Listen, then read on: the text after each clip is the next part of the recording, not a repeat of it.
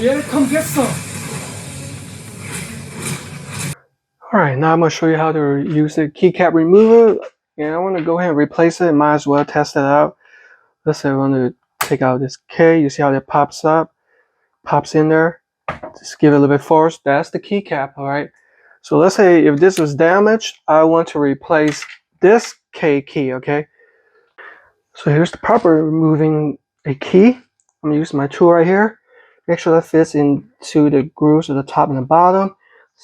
And I'm going to pull out straight so it doesn't bend legs. There you go. See how that easily came out?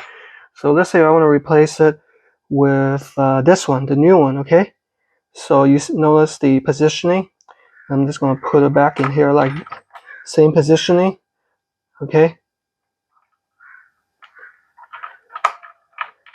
Like that. Press it down and make sure that registers. Let's say if I type this, yep, that looks good. Now I'm going to replace the key cap. I believe that just snaps in like that. Yep, very good. So that's how you replace the keycap in keys.